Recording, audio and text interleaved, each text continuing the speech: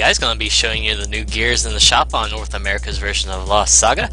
You got your Fenrir Tail, you got your Martial King uniform, and your bubble helmet. So this is what it looks like on female. The armor is kind of a interesting, kind of weird cyber grid thing, virus design, I guess. And the Martial King thing's more of a, kind of a traditional martial artist looking kind of gear with some ornamentation on the female. Bubble helmet's just kind of a weird spiky looking fin looking thing. I don't know what to think about that or not. But yeah, I'm gonna swap to the male here really quickly and show you what it looks like on a male. So this is what it looks like on a male. A little bit different on the armor, of course. Tail and helmet pretty much look the same-ish. The armor is the major difference there. You get that weird kind of Oni looking door knocker handle thing on his hip, and the rope belt, kind of like a Kuma there, and the rope ties on the pants there, I guess, to prevent bugs from flying up in there, I guess, or his skirt from flying up. So we're going to cover the armor first here, guys. We'll show what it does and go from there. So the armor, when you trigger it, it looks like this. It pops someone up. You have to mash your D key in order to follow up with this. It hits standing, it hits grounded as well. The timing on the mashing part will change depending on the lag, but it does work versus the lag. You'll have to probably mash a little bit more initially versus the lag. So if you mash, it looks something like this.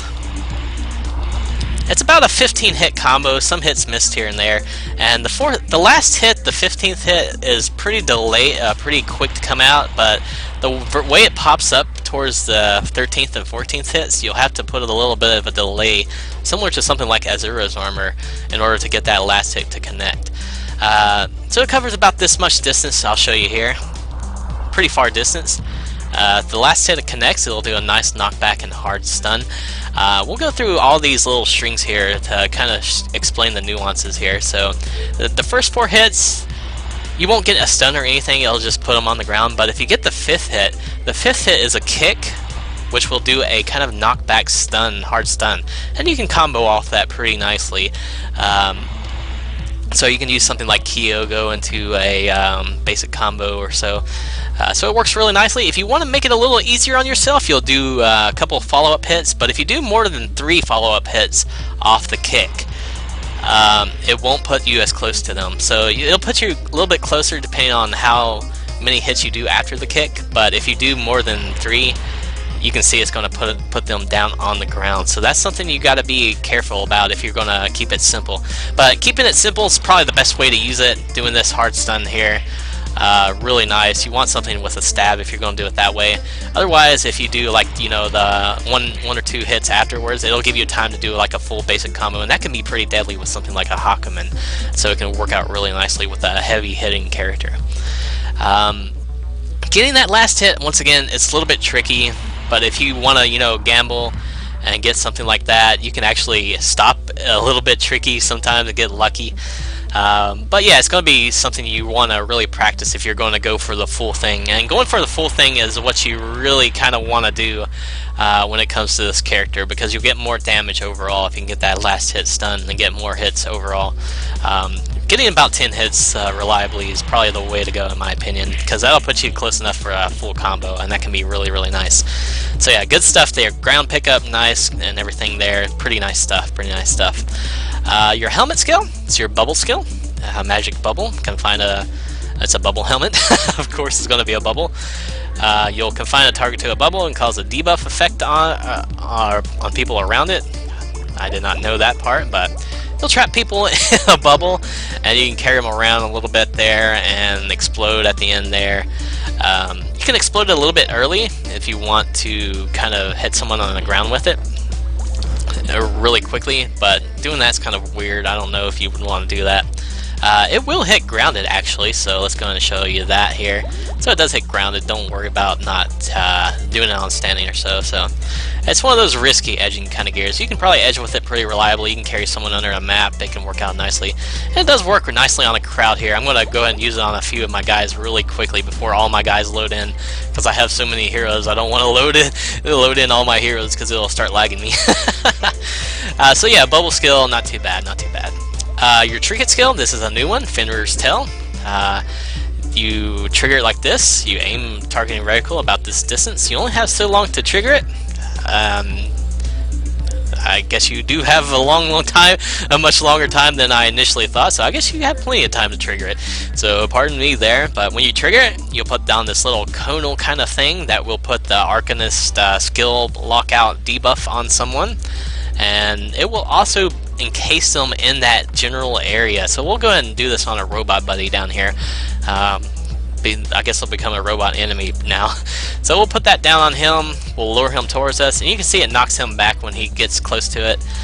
So it's pretty interesting. You can lock someone in, lock someone's skills up, and they'll be caught in that little web there, which can be really nice to put someone in, especially if someone's running a lot, or if you got a skill you really want to set up. And it does have some invulnerability time on the initial trigger as well, so you can case someone in, maybe run away yourself, use that as a runaway gear for yourself. And you can use that to trap them in for trickier skills, something like, you know, maybe Odin's armor or Galaxy's weapon skill. That can be really nice for those kind of characters. You got to be mindful though, it can kind of mess up combos here and there. As you can see there, it will mess up my Kia's combo. And actually, if they get knocked down, you got to be careful because sometimes they can get out of the thing after the initial hit. So some people I have seen can actually escape it after the initial hit. So I don't know if that's a new mechanic, if that's the way the mechanic's intended. But in HQ, it seems to lock them out permanently, pretty much. So yeah, it's a very weird skill. You can see I kind of knocked him out of it there with my armor skill. But yeah, it's a pretty nice skill, I believe. It can be really nice to lock people out and capture them, and you know, maybe even prevent people from saving prisoners and such. I'm pretty sure you can't get inside from outside. So it is a really unique skill. I think it's worthwhile to buy that one. It seems like the cooldown's pretty reasonable. The armor's cooldown's not too great. The helmet cooldown's about average. So yeah, the trinket I think is the big steal of this gear selection this week on the shop. So yeah guys, the armor skill, I feel like it's a worthwhile thing if you can get used to it, get this hard stun mechanic going. I especially believe it's good as a ground pickup skill. It doesn't beat Nakururu's armor in terms of usefulness when it comes to standing opponents, but when it comes to grounded opponents, which Nakururu's armor can't hit, it's definitely got an edge over that, so it can be very, very useful as a hard stun lifter, which is really nice to have for a high damaging character. Helmet's decent. I think there's better out there. It's probably, you know, there's magnetic helmets still around. Why would you use that if you're going for the wins? But it's fun for fun, I guess. You know, you can get more people in a general area and keep them locked down and put them out of their element and get them from camping and stuff. And the trinket is especially useful. I think this is a really useful trinket. It's going to have a good place in this game, good situational use, does lockout skills so you can shut people down and start fighting them in the Ring of Justice like in Smite with Odin or whoever it is that puts that Ring of Justice down in. But yeah, pretty good gear selections here, guys. The armor doesn't look too bad. I think it has some gear redesign potential as well. You know, the trinket's good for furry fans, I don't know. The helmet is good for fish fans, I suppose, or, you know, orb forehead fans, I suppose, as well. So yeah, not too bad of a gear selection this week, guys. Not too bad at all. I would recommend the trinket especially. So thank you guys for watching, and we'll see you next time.